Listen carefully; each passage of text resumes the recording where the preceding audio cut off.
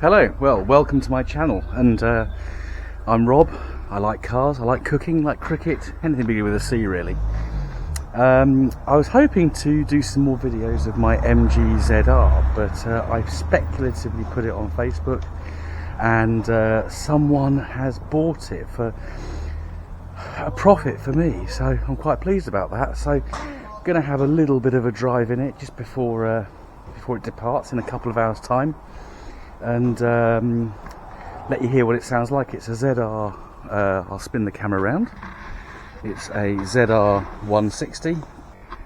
It's actually been remapped, so it's up to 170. The head has been ported by the previous owner and rebuilt, so it goes really well. It doesn't burn oil, no coolant issues, doesn't overheat, so it's been a really good car for the almost 12 months I've had it. Sorry about the car going by there. In lovely X-Power grey. It's no, it's not a Rover 25, but it's obviously the derivative of that, so it goes really well. Got a Scorpion exhaust, straight through Scorpion exhaust, which sounds really nice, maybe a little bit too loud. So what we'll do is we'll fire it up one last time and I will take it for a little drive. Right, so here we are, going to fire it up and give it one last drive. So sometimes with this ZR, I don't know if it's typical with others, the immobiliser goes off, so if you quickly press the unlock on the Plectron, that disappears, your little flashing red light goes off on the dash, and you can start her up. On the money. Hopefully you can hear that lovely Scorpion exhaust. So let's go for a little spin.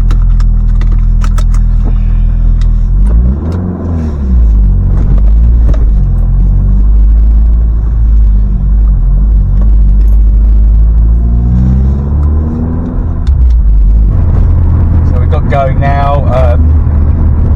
The nice thing with this engine, I will try and show it before the car disappears to its new owner. The lovely thing with this car is it's got everything's pretty stock inside, other than the remap.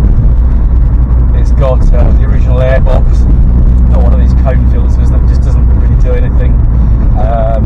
So we've got the standard airbox with the K&N filter in. So it's got a lovely induction noise, but not excessive that you get with the cone.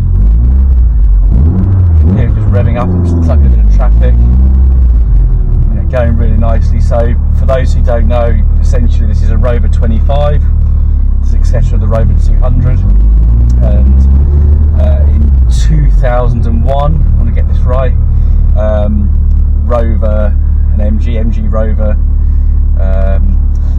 took the 25 as it was then and made it into an MG version. So they lowered it slightly, they gave it a slightly fruitier exhaust, slightly fruitier tuning. We've got the 1.8 litre K-series engine, which some people say are notorious for their head gasket failures, and for having a bad reputation because of that. But actually they're a really decent revvy motor, so long as you change the oil regularly, keep an eye on the coolant, inspect your car frequently, look at your hoses, make sure they're not leaking coolant, check your header tank level. They're actually a really good engine to live with, and tremendous great fun. MG ZR, bit of a follow on from the Rover 200 BRM, which was a late 90s limited edition run. That had the K-series engine also, which was taken from the Rover 200 VI, and that gave 145 brake horsepower. For those who know will know, because they're beautiful cars with their British Racing green exterior and lovely red leather interior.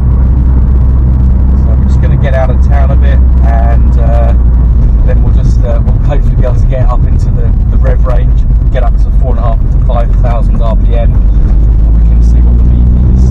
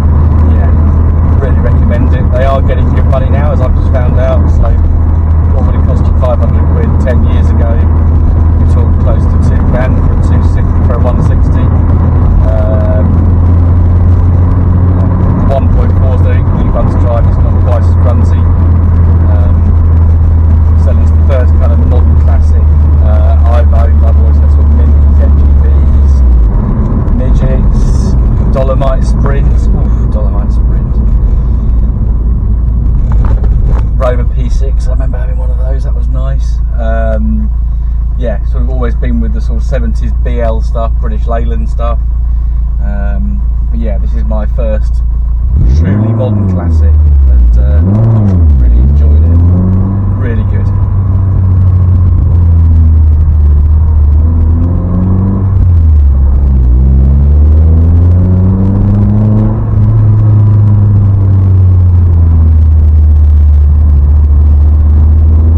Final blast is being ruined by a milk lorry, but I suppose it's really important, isn't it? Because the kids have got to have their milk. Actually, so have I. Cornflakes are nice for that one.